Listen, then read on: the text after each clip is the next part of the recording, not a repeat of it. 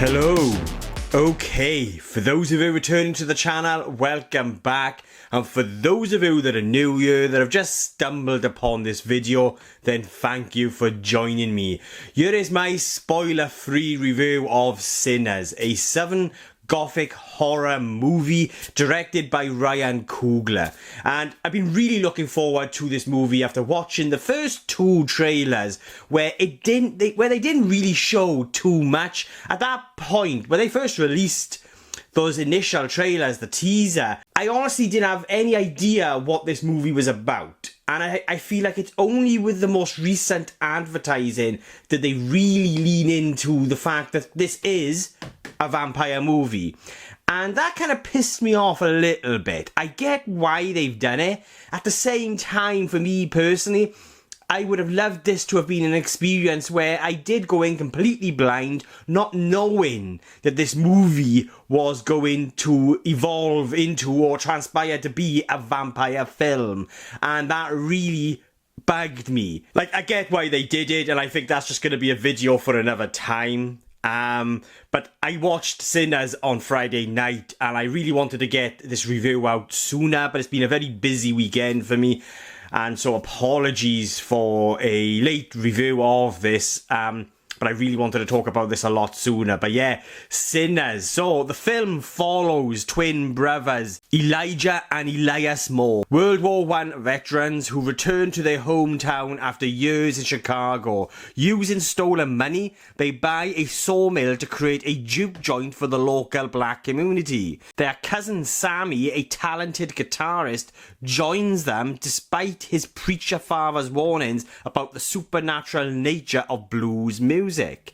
As the juke joint opens, Sammy's music unknowingly summons spirits, drawing the attention of a vampire named Remick and his minions. So, I don't want to dwell on the advertising too much, but what I want to say is, the early advertising for this movie was very cryptic. Yes, it hinted at supernatural elements within the story, but it created this intrigue. Like, it got me on board with the early advertising, with that first trailer, and I was already on board. So for me personally, they really did need to sort of lean into, when it came to sort of the later advertising, sort of just tell us, they didn't need to tell us, I felt, that this was a vampire film. I think it would have just added to the overall experience, but like I said, that's maybe another video for another time, another discussion for another time. And so yeah, this is a vampire movie, but it's more than that. And that's why it's such an effective film. Like,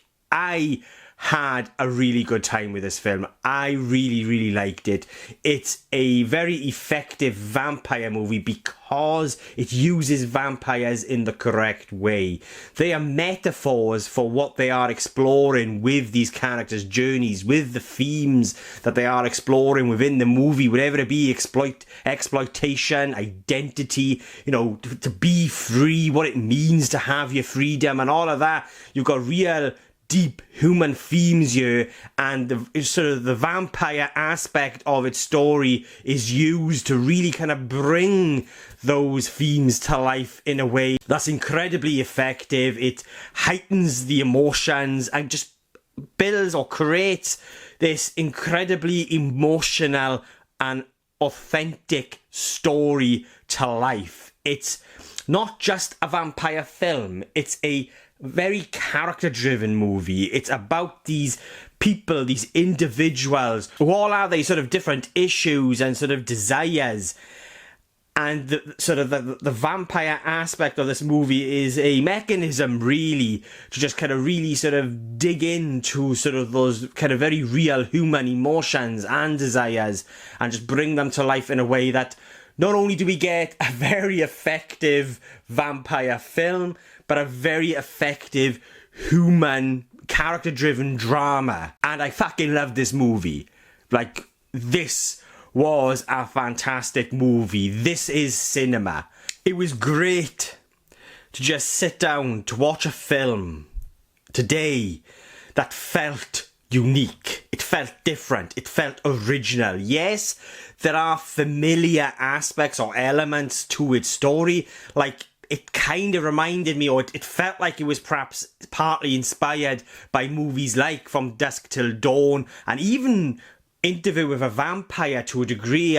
There were those kind of elements there. It had familiar elements, but due to how this story was crafted, with kind of the musical element that's within the story, which is very, very integral, I felt. You know, the musical aspect to this movie is very integral to the story, in sort of very integral to what I feel Ryan Coogler is attempting to achieve here, attempting to tell with this story, with these characters' journeys, and it just adds this kind of very unique perspective and a very refreshing take, a unique angle at telling a story within a vampire film, within a certain genre of horror movies.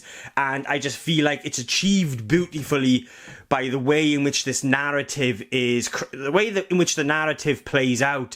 Like, you've kind of got the blending of horror, drama, and musical, and just the way in which all of this is blended and just sort of how it all comes to life. It's just very seamless. It's very meticulous in how everything sort of just plays out. And I just found myself, it was almost as if the film was hypnotizing me. Like, it was a very hypnotic experience. It was a very mesmerizing experience. I just couldn't take my eyes off the screen for many reasons. I mean, the cinematography is another one.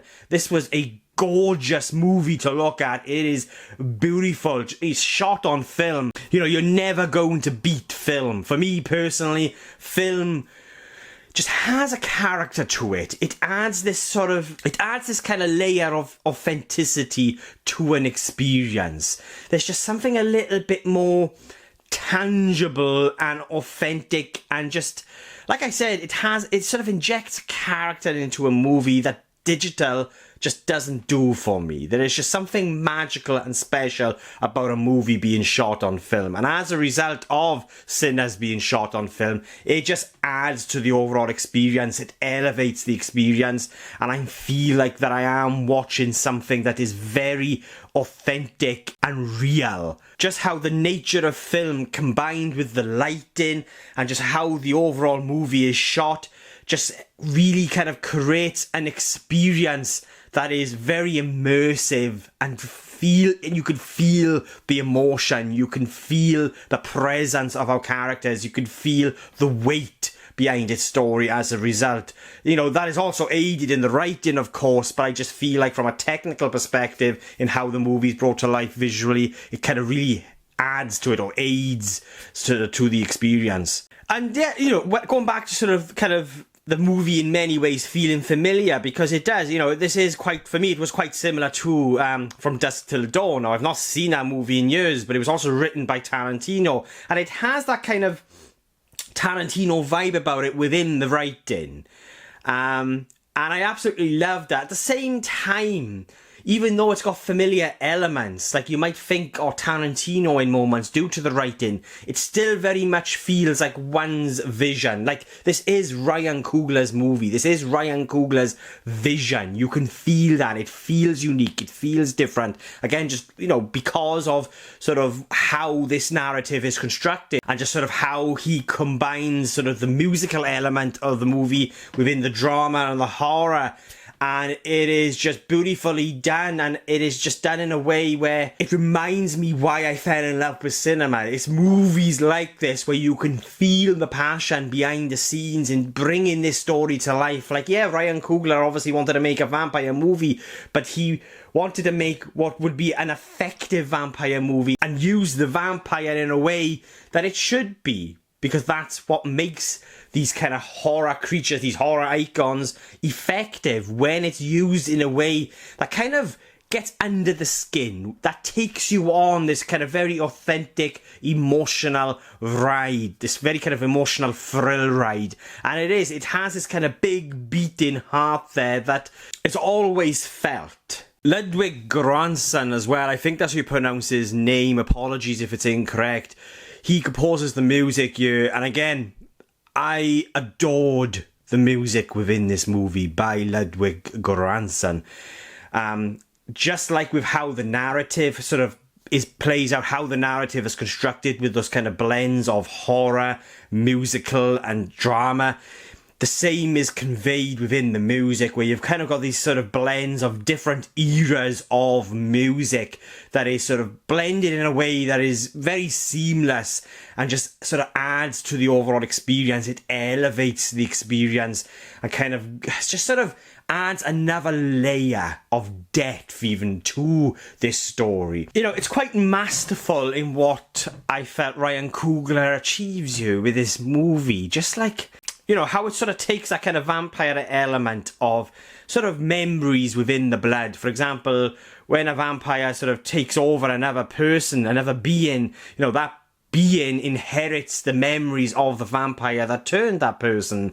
And I just felt like that kind of aspect of vampires is also sort of buried or embedded within the entire sort of structure in how this film plays out. From a musical perspective, from a visual perspective, it kind of brings those kind of elements of what it is to be a vampire, or what, you know, what a vampire is, and it's kind of really embedded within the entire structure of how the film is constructed. I hope that makes sense, because in my head it kind of does, but I just felt like watching this experience, it had that kind of, you can kind of feel the time that these characters are in. You can feel the history, you can feel the future, and it's all done in a way that is very sort of precision-like it's meticulously brought to life in a way. As I previously mentioned, it's very seamless. For example, this musical number that you'll get within the barn, within this juke joint, and it's a scene that kind of plays out where you've kind of got this blend of different eras of music, and that to me kind of really, in many ways, brought to life that particular element of the vampire. So you've got Michael B. Jordan playing these two brothers, these twins. It's a dual role. And his performance in this film is incredible. Because I'll be honest, I forgot that I was actually watching Michael B. Jordan play these two characters. Because obviously, you know, he brings these characters to life in a way where they feel like they have their own identity. They feel separate. And other from sort of subtle changes sort of in kind of how they are dressed, and sort of, obviously, you know, you've got these two characters that have different issues, different relationships. I was just mesmerized by how Michael B. Jordan was bringing these two characters to life. It's an incredible performance, and he just adds this weight to the character. You know, yes, it's aided by the writing and how the film is constructed, but it's the performance of Michael B. Jordan as well that kind of really adds so much weight and depth and emotion to this character's journey. And I just found him incredible playing these two roles. Like I said, you know, he did a fantastic job at creating two very distinct different characters, but I was just mesmerized by what he was bringing to life here. And the same goes for every other performance. Every performance within this movie adds to the weight, the heart and the soul of this experience. You've got a Miles Caton who plays Preacher Boy, or Sammy Moore, and again, another incredible performance here. A performance that feels authentic, it feels raw. You can feel sort of the emotion that this character is going through without him saying too much. It's all brought to life through how he handles himself, how he brings the character to life, and just adds so much to this story, to the experience. The performances all around are fantastic, and I have to mention Jack O'Connell as Remick, you know, sort of the lead vampire in this pack. He is incredible. There's something very devilish about how he brings the character to life, and this is him bringing this vampire to life in a way that also feels unique and original and different. Whenever he was on the screen, I just felt myself grinning year to year, because I just loved what he was doing with the character and how he was bringing this character, this kind of very mythical creature, to life in a way that was, again, it had a weight to it, it had a depth to it. So yeah, look, enough rambling from me. Go and see this movie. I highly recommend it. It's an incredible experience that sort of reminded me why I fell in love with movie, from a technical perspective to just sort of how, you know, how someone can just take something that's very familiar but create something also very original and unique. Yes, it's inspired by what's come before, but this is also very different. And I absolutely love that. You know, this is a movie that, yes, I'll be sitting there thinking, well, you know, the jukebox is basically the Titty Twisters from Dusk Till Dawn.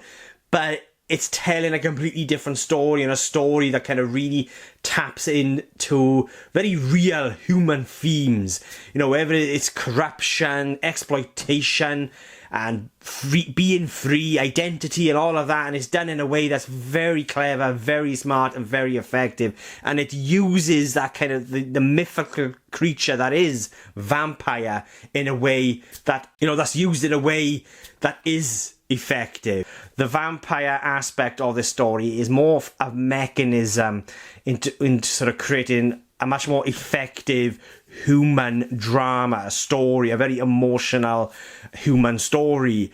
And sort of that kind of mechanism, which is the vampire element of the story, is used in a way where I feel like vampires should be used. You know, it's, as it is with most horror creatures or entities within films, that's how you create an effective horror movie, because you tap into something that feels very real and authentic. Something that gets under the skin, something that kind of connects to you on an emotional level that you can kind of really sort of identify with or relate to. And that's what Ryan Coogler achieves here. So look, enough rambling from me. I highly recommend this film. If you haven't seen it yet, please check it out. Look, you know, there's a lot of chatter on the web at the moment about what, you know, about box office and how much money it's going to make over the weekend. Forget that. Don't, you know, I hate that we've got this kind of culture at the moment, or this kind of, you know, this discussion around what, you know, a movie's only successful if it makes a certain amount of money in the weekend. What matters is if this film takes you on an experience, and it does. This is cinema, and it is a hell of a ride, and I think it's a very clever and smart and effective ride. And even if you might not be fussed on vampire movies, check it out, because it's a hell of a lot more than that. So yeah, they are my thoughts on Sinners, and I will be giving Sinners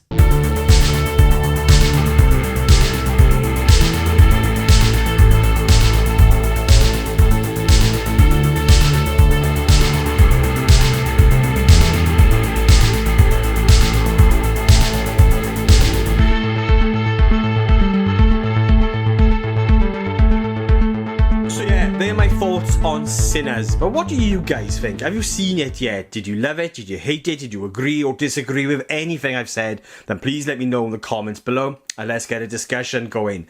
And if you've made it this far into the video, then thank you so much. I really do appreciate it. And if you want to watch future movie reviews from just some random Welsh geek rambling on, then please hit the subscribe button. It will mean an awful lot to me.